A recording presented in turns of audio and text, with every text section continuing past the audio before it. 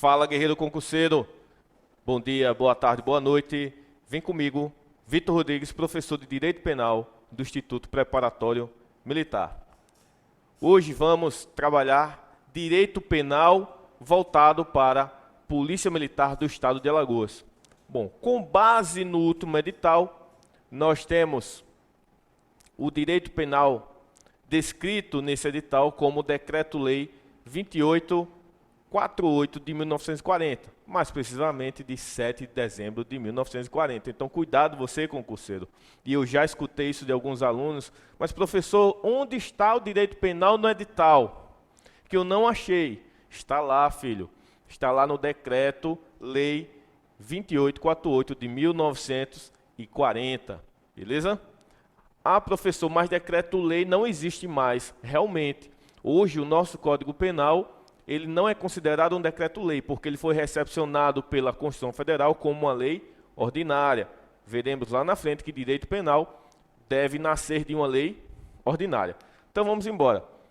Bom, aqui um breve currículo. Então, eu atualmente sou oficial da Polícia Militar do Estado de Alagoas, no posto de primeiro tenente, sou bacharel em Segurança Pública, bacharel em Direito, especialista em Direito Penal e Processo Penal, também especialista em Direito Militar. Sou instrutor do Cefap, Centro de Formação e Aperfeiçoamento de Praças, aqui da Polícia Militar do Estado de Alagoas. Sou ex-advogado, ex-agente da Polícia Civil e, como os senhores, também sou um concurseiro. Passei em alguns concursos, citaria alguns aqui como Escola Sargento das Armas, do Exército Brasileiro, CFP e CFO da Polícia Militar do Estado de Alagoas. Passei também para os cargos de agente e escrivão da Polícia Civil de Alagoas e também na OAB. Mas vamos ao que nos interessa, que é trabalhar nesse primeiro bloco o princípio da legalidade penal e onde é que isso está inserido. Artigo 1º do Código Penal. Vejam que é um princípio tido pela doutrina como um dos mais importantes, até por conta da sua posição doutrinária, né? Ou topográfica. É o artigo 1º, senhores, é o que inicia o Código Penal, é o que inaugura esse texto. Então, veja só, não há crime sem lei anterior que o defina, não há pena sem prévia combinação legal. Qual a leitura que o aluno tem que ter desse artigo aqui? Não é essa que eu disse, mas a seguinte: não há crime, você vai ler, não há infração penal sem lei anterior que o defina. Quando eu falo em lei, eu estou falando em reserva legal. Daqui a pouco veremos o que é isso. E lei anterior quer dizer que temos aí um princípio implícito, que é o princípio da anterioridade. E que o defina, que diga o que é, que dê certeza o que está descrito naquele tipo penal. Então, isso é chamado de taxatividade. E aí não há pena, aí vocês devem entender como não há sanção penal, que inclui tanto pena quanto a medida de segurança, sem prévia combinação legal. Vamos lá, então, entender os detalhes acerca desse princípio.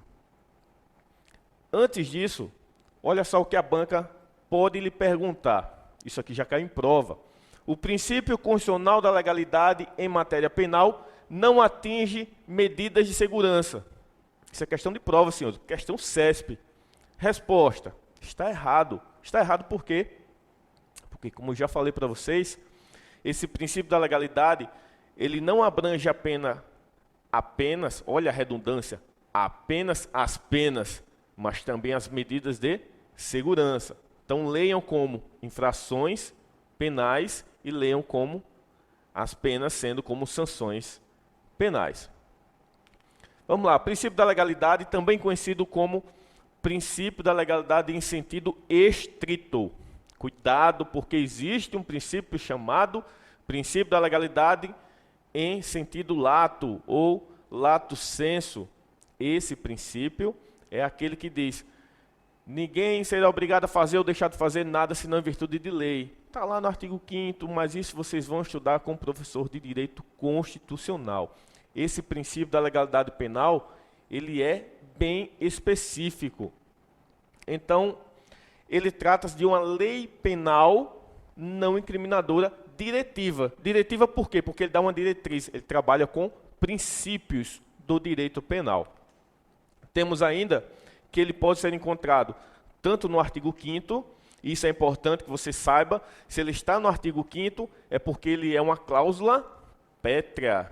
Ele não pode ser modificado, na verdade ele não pode ser extirpado, extinto, retirado da Constituição Federal. Também está previsto na Convenção Americana de Direitos Humanos, no Pacto Internacional de Direitos Civis e Políticos e ainda no Estatuto de Roma. Como falei, cláusula pétrea, porque vai garantir uma segurança jurídica, vai garantir que aquilo ali não vai ser modificado, que você sempre vai poder contar com o princípio da legalidade penal. Temos a origem do princípio da legalidade, onde, primeiro, reza a lenda que ele surge, a ideia do princípio, olha que eu falei, a ideia do princípio, ela surge na Carta Magna do rei João Sem Terra, isso lá em 1215. A ideia estava ali, a ideia principiológica, mas positivado, escrito de forma expressa, nós temos no Código Penal francês de 1810.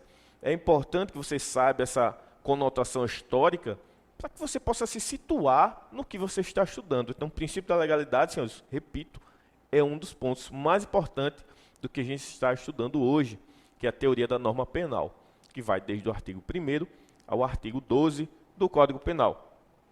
E qual a ideia do princípio da legalidade? A ideia é limitar o poder punitivo do Estado, ou seja, o Estado só pode lhe punir se a sua conduta estiver prevista em lei como crime. Se não tiver, o Estado não pode lhe alcançar. Então vejam que há uma limitação a esse poder estatal. Aí vem a observação.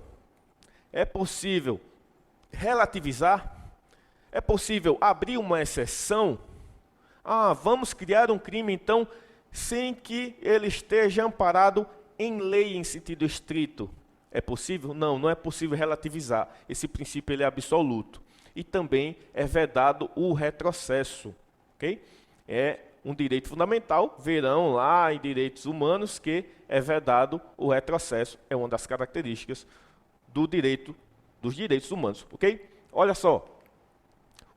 O princípio da legalidade ele é formado por aspectos formais e aspectos materiais. Nesse bloco, abordaremos os aspectos formais. Então, quais são eles? Reserva legal, anterioridade e taxatividade.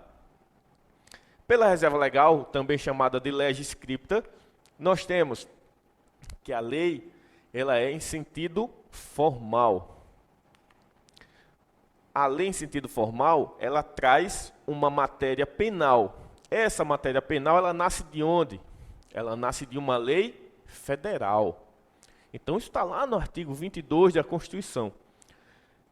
Só posso originar lei penal a partir de uma lei federal. Então, o nosso Código Penal é uma lei federal, professor? Sim, é uma lei federal.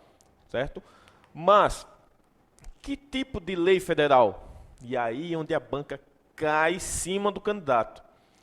É a lei que é oriunda do Congresso Nacional. Então, lá, Câmara e Senado. Se a lei não sai de lá, senhores, essa lei não pode descrever uma conduta criminosa. Veja só, é lei ordinária. Professor, mas eu já ouvi falar que lei complementar também pode. Sim, excepcionalmente, mas a regra é que lei penal nasce de lei ordinária. Ok? É possível uma lei penal estadual? O que é que vocês acham? Vem comigo aqui. Sim, é possível desde que esteja autorizado por lei complementar federal, artigo 22, parágrafo único. Agora, vou elencar para vocês alguns detalhes. Olha só. A minha dica final vai estar aqui, no meio. Por quê? Porque a partir de agora eu vou falar as exceções. O que eu falei até agora é regra, mas olha o que a banca pode lhe perguntar, e você não pode errar. Primeiro, os costumes. Segundo, as medidas provisórias. Podem criar penas? podem criar crimes, podem agravar penas que já existem? Será? Os costumes não podem ser utilizados para incriminar. Então, para que serve o costume, professor? O costume, ele é nada mais do que um elemento interpretativo. Isso, tudo bem. Quer um exemplo? Repouso noturno. Vimos lá que o furto, durante o repouso noturno, tem uma majorante na pena. Mas o que é o repouso noturno? Quem vai dizer é o costume. O costume de cada região. Na zona rural, repouso noturno inicia mais cedo. Na zona urbana, repouso noturno no período mais avançado da noite. Então, é o nosso exemplo aqui. Então, é vedado tanto costume quanto analogia para criar crimes ou agravar penas já existentes. E as medidas provisórias, aquelas que são criadas pelo presidente em caráter de urgência, não é lei, mas tem força de lei. Então, por exemplo, o presidente atual já criou várias medidas provisórias. Isso pode ser utilizado para criar um tipo penal. Senhores, vamos devagar. Eu falei que o tipo penal ele deve nascer de quê? De lei oriunda do Congresso Nacional. Então, não preciso dizer mais nada, né? Se uma medida provisória ela nasce do presidente, logicamente, ela não pode criar um tipo penal. Certo? A Constituição Federal veda expressamente lá no seu artigo 62, né, diz lá que a matéria de direito penal não pode ser criada por medida provisória. Só que a Constituição ela é bem genérica. Ela não fala se é uma matéria de direito penal incriminador, ou seja, aquele que cria um tipo penal, ou se é um tipo penal não incriminador, né, que pode ser de caráter interpretativo, permissivo. Bom, é o que a Constituição Federal nos diz. Mas os nossos tribunais superiores, a exemplo do STF, diz que a medida provisória pode sim versar sobre direito penal, desde que seja um direito penal não incriminador e que traga benefícios ao réu. Então, se liga nessa dica aí. Vê nessa questão como foi cobrado pelo CESP. O presidente da República, em caso de extrema relevância e urgência, pode editar medida provisória para agravar a pena de determinado crime, desde que a aplicação da pena agravada ocorra somente após a aprovação da medida pelo Congresso. Senhores, errado. Errado porque medida provisória não pode versar sobre direito penal incriminador. Medida provisória, repito, não pode criar crimes. Avançando, o que a banca pode ainda te perguntar? Veja só, e leis delegadas? E emendas constitucionais podem criar tipo penal? Veja que a partir de agora, senhores, eu estou aprofundando o conhecimento com vocês. Leis delegadas também são leis elaboradas pelo presidente. O presidente elabora a lei, elabora, senhores, chamada leis delegadas. Delegadas por quê? Porque o Congresso Nacional delegou para que o presidente pudesse elaborar aquela lei sobre determinado tema. Mas essa lei delegada não pode versar sobre direito penal incriminador. Só que as emendas constitucionais certamente não vai cair numa prova objetiva, porque o tema é controverso, o tema é polêmico, mas é interessante que vocês tenham uma noção disso. Sobre a emenda constitucional, prevalece que sim, ela pode criar uma lei penal. Por quê? A emenda constitucional, ela é criada por quem? Pelo poder constituinte derivado ou reformador. Então, não existe nenhuma vedação expressa. Então, se o poder constituinte ele pode trabalhar modificando a Constituição, por que não poderia, então, modificando leis infraconstitucionais? Exemplo, o Código Penal, né? Tratados internacionais e analogia. Analogia cai demais. Veja só, quanto aos tratados internacionais que o Brasil ratifica, ou seja, o Brasil aceita, incorpora, o Brasil passa a ser signatário, esse tratado ele pode criar um crime e falar Brasil, e isso agora é crime. Puna. Senhores, não pode, não pode. No máximo, segundo o nosso Supremo Tribunal Federal, um tratado internacional pode elencar algo que a gente chama de mandado de criminalização. Ele vai falar, organização criminosa é um tipo penal. Brasil, faça a lei dizendo como enquadrar a organização criminosa. Certo? Tivemos exemplo disso quanto à definição de organização criminosa lá na convenção chamada Convenção de Palermo. E aí deu muita polêmica na época. Hoje é pacificado, já temos a lei de organização criminosa que define tranquilamente o que seria isso aí. Quanto à analogia em direito penal, ela é admissível, desde que seja favorável ao réu. É o que a gente chama de analogia in bonam partem. Se liga nesse termo aqui. Sempre é cabível analogia em direito penal. Calma, nem sempre. Somente se a analogia for em favor do réu. Então, outro ponto importante na analogia, isso é perguntado, o CESP adora perguntar isso, a analogia é uma forma de interpretação extensiva. Não, senhores, não confunda interpretação. Na analogia não se interpreta nada.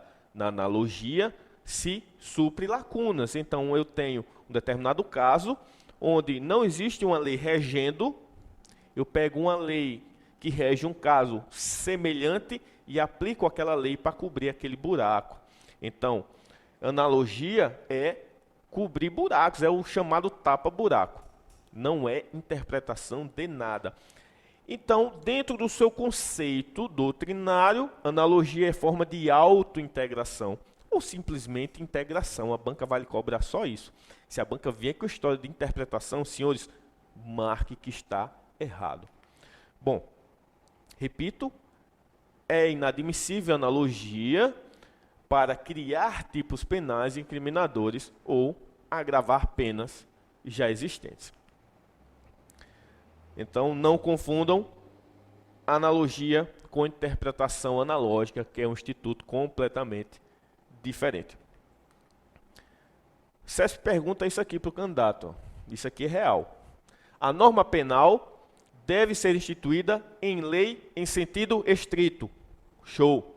Razão porque é proibida em caráter absoluto a analogia no direito penal, seja para criar tipo penal incriminador, seja para fundamentar ou alterar pena. É proibido em caráter absoluto a analogia? Meus nobres, vimos que não. Só é proibido a analogia em malam partem, aquela analogia que prejudica o réu.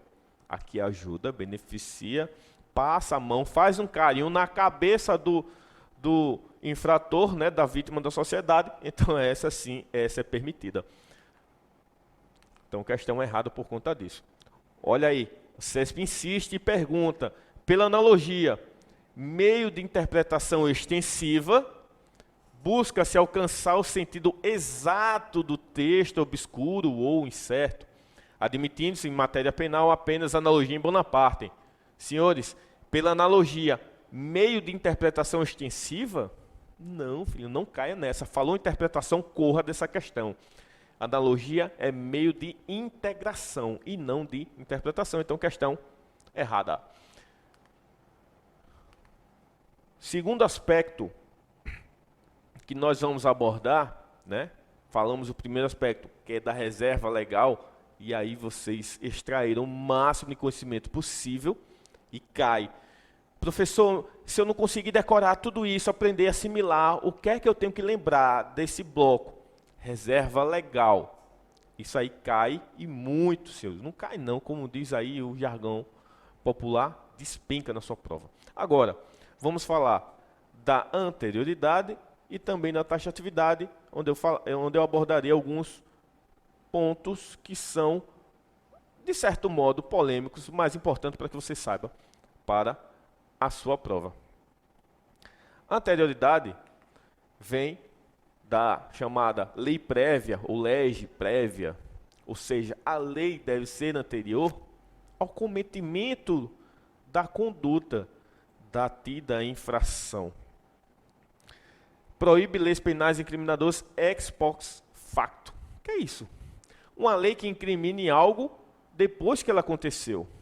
Então, digamos que uma conduta hoje, tomar café, não é crime. Aí, a partir de amanhã passa a ser crime, aí eu não posso ser punido porque eu cometi essa conduta no dia de hoje. No entanto, a anterioridade nos diz que, posterior à realização da conduta, a lei ela não pode ser posterior à realização de uma conduta. Vitor, professor, pode sim. Pode. Realmente, você tem razão. Mas o que ela não pode é punir você. Se você tomou café hoje, a lei entrou em vigor amanhã, ela não alcança você, porque ela é lei posterior à conduta. Então, é dessa forma que funciona. A lei ela deve ser sempre anterior a uma conduta que, em tese, seja criminosa. Justificativa: atacaria de forma feroz a segurança jurídica. Imagine você não ter a tranquilidade de realizar determinada conduta que hoje é irrelevante penal, porque você não sabe se amanhã aquilo vai passar a ser crime, então você não vai fazer mais nada da sua vida, né? Porque você vai estar sempre com medo que amanhã aquilo se torne crime e você seja alcançado. Então isso não tem razão de ser. Então, para garantir a segurança jurídica, aplica-se o princípio da anterioridade penal. Olha o que CESP cobrou nesse tema. O fato de determinada conduta ser considerada crime somente se estiver como tal expressamente previsto em lei, não impede, em decorrência do princípio da anterioridade, que sejam sancionadas condutas praticadas antes da vigência da norma. Aí fala em excepcional, temporária, né? Mas, olha o que a questão diz. Não impede que sejam sancionadas condutas praticadas antes da vigência da norma penal? Claro que impede. Na verdade, o que a gente quer com o princípio da anterioridade é o contrário. Então, a questão é errada. A regra é que a lei incriminadora deve ser anterior à conduta do agente. E o terceiro aspecto material, na verdade, me perdoem, o terceiro aspecto formal do princípio da legalidade está aqui, no princípio da taxatividade. E como alguns chamam, é o princípio do mandado de certeza, ou seja, a lei ela deve ser certa. E aqui nós temos algo peculiar. Proíbe, o princípio, ele proíbe tipos vagos e vedação de penas indeterminadas. Eu falei tipos vagos. Senhores, cuidado com isso aqui. A lei penal ela deve ser concreta e determinada em seu conteúdo. Ou seja, vem comigo aqui, botei em caixa alta, descrever claramente o ato criminoso. Então, aquele que lê o Código Penal, ele não pode ter dúvida daquela conduta. Então, isso é ter uma lei certa ou taxativa. Por isso o nome mandado de certeza ou taxatividade. Mas olha o detalhe. Proibição de tipos vagos. Eu falei crime vago? Não. Eu falei tipos vagos. Tipos vagos não podem. Crimes vagos podem. Olha aí. Cara, isso derruba o candidato na hora da prova. Porque o que é um crime vago? É aquele onde o sujeito passivo ele não tem personalidade jurídica. Exemplo, tráfico de entorpecentes. Quem é o sujeito passivo? Quem é a vítima? A vítima é a coletividade. É a sociedade. É um ente com personalidade jurídica? Não, mas é vítima. Então, isso é um crime vago. Cuidado. Tipo vago não pode, crime vago pode. Bom, um exemplo de tipo vago, nós tínhamos, na verdade, no Código Penal alemão, onde falava o seguinte: seria crime qualquer atentado contra o sentimento sadio do povo alemão. Tá, mas qual é o sentimento sadio do povo alemão? Pois é, isso aqui caiu na mão dos nazistas. Então, era a carta, era o coringa que eles utilizavam para incriminar o que eles entendiam ser um atentado contra o sentimento sadio lá do povo alemão. E aí, aconteceu o que todos nós já sabemos. Bom, finalizo aqui então esse primeiro bloco Agradeço a atenção dos senhores e daqui a pouco estaremos de volta. Valeu!